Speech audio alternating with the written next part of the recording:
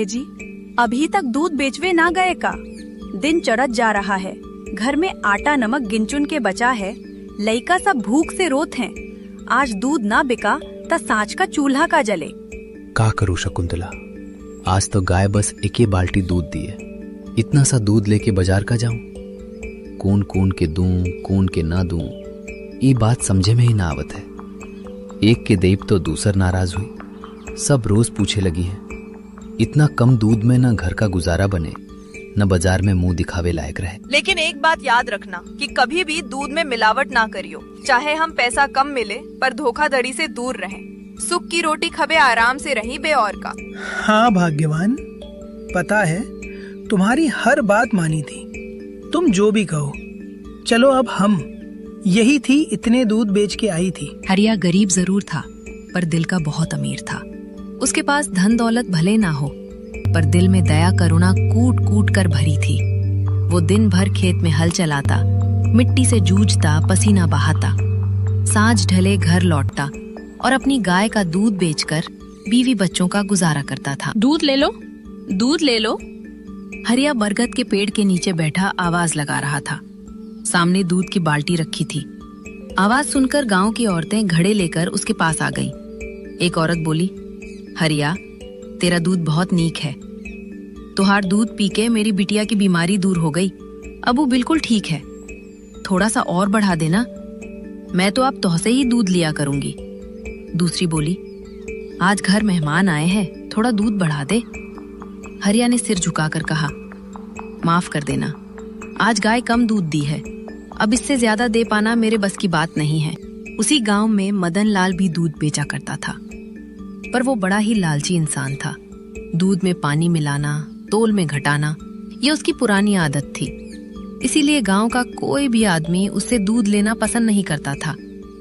कई बार वो आवाज लगाता, अरे चाचा दूध ले लो, तो सामने से जवाब मिलता, नहीं मदन लाल, आज तो हरिया से दूध ले चुके हैं। ये सुनकर मदन लाल का खून खौल उठता। वो मनी मन बड़बड़ाता, ये हरिया मेरी दुकान बंद करवा के ही रहेगा, इसको तो ठिकाने लगाना ही पड़ेगा। घर लौटते वक्त उसका दिमाग उल्टी सीधी चालें चलने लगता। रात को वो अपनी बीवी से बोला। बीवी भी उसी की तरह लालची और चालाक थी। दोनों ने मिलकर एक गुप्त योजना बना डाली। मैं आज रात में ही उसकी गाय को खत्म कर दूंगा। ना रहेगा बांस, ना बजेगी बांसुरी, और उसके पास इतने पैसे भी नहीं है कि वो दोबारा नई गाय खरीद सके। इसके बाद मेरी तो बल्ले बल्ले, मेरा ही दूध गांव में भेजा जाएगा। लोगों को लेना पड़ेगा, क्योंकि तब सिर्फ दूध में ही भेजूंगा, हरिया नहीं।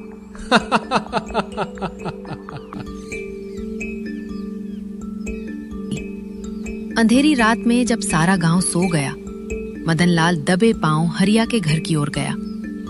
उसके हाथ में एक छोटी सी शीशी थी। सुबह होते होते हरिया की गाय बेजान पड़ी थी। हरिया की आखिरी उम्मीद भी उस दिन टूट गई। वह गाय के पास बैठकर रोने लगा और शकुंतला को आवाज देने लगा। शकुंतला दौड़ती हुई आई। गाय को देख वह भी बदहवास हो गई।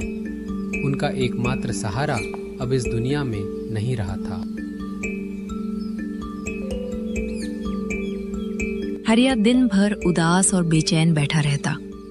न काम में मन लगता, न किसी से बोलता। एक दिन शकुंतला ने कहा, हरिया, कब तक ऐसे ही हाले कान बैठे रहोगे? जिंदगी आगे बढ़ानी है तो कछु न कछु करना ही पड़ेगा। फिर वो अंदर गई और अपनी संदूकची से थोड़े से पैसे निकाल लाई। बोली, ई देखो, ई पैसे मैंने जोड़ तोड़ के रखे थे, आज हमारे काम आएंगे। जाओ, इससे एक नई गाय ले आओ, उसी से फिर से गुजारा चलाइब। हरिया की आंखों में चमक आ गई।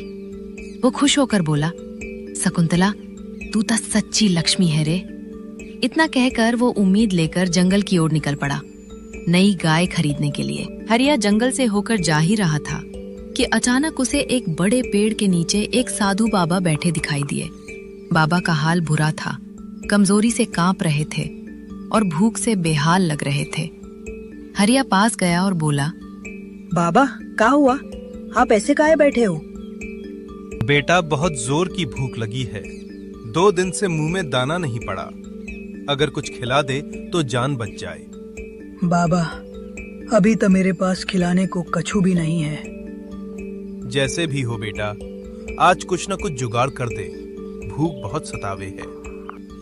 अगर तुमने आज मुझे कुछ नहीं दिया तो यही तड़प तड़प कर मेरे प्राण छूट जाएंगे। बाबा, यही मेरी आखिरी जमा पूंजी है। आपकी भूख के आगे ये सब कछु भी नहीं है। मेरे पास थोड़े खेत हैं, मैं उनसे जैसे तैसे खा लूंगा।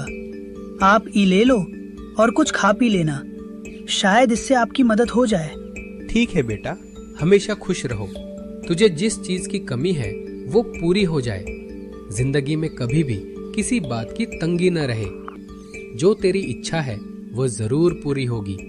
हरिया जंगल से लौटकर अपने घर की राह चल पड़ा था। तभी उसे अपने पीछे हल्की हल्की आहट सुनाई देने लगी, जैसे कोई उसका पीछा कर रहा हो।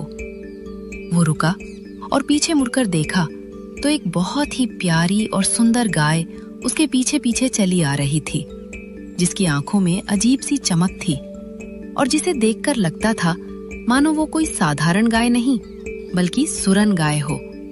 पहले तो हरिया ने सोचा कि ये किसी और की होगी और अपने आप लौट जाएगी।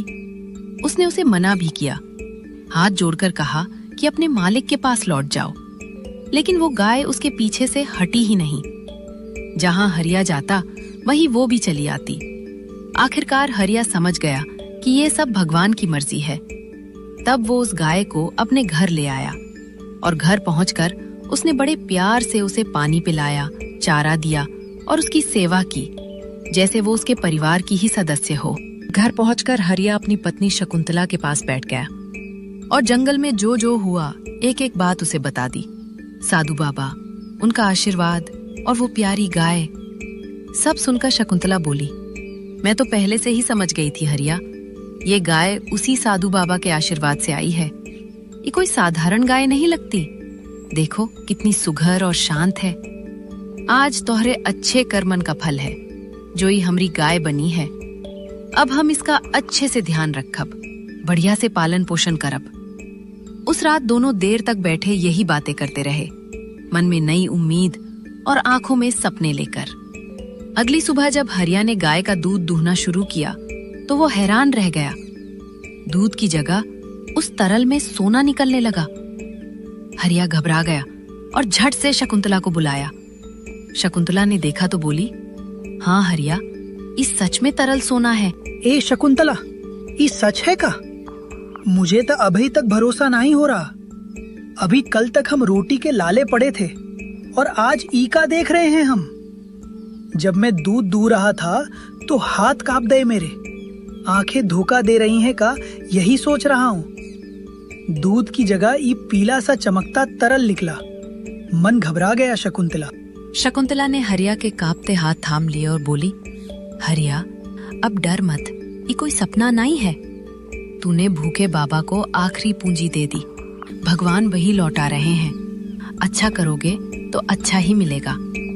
उसने सोने को ध्यान से देखा और बोली, देखो ये सचमुच सोना है। ये गाय साधु बाबा के आशीर्वाद से आई है। पर याद रखना हरिया, दौलत आई है तो घमंड नहीं आना चाहिए।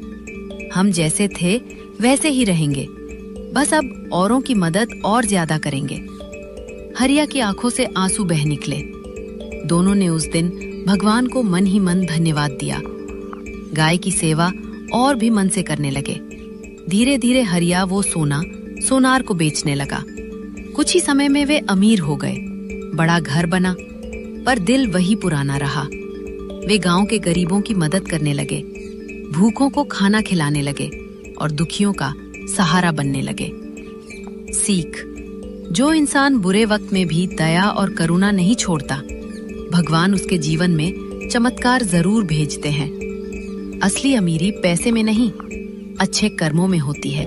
अगर आपको ये कहानी पसंद आई है तो हमारे चैनल को लाइक सब्सक्राइब करना बिल्कुल भी मत भूलिएगा।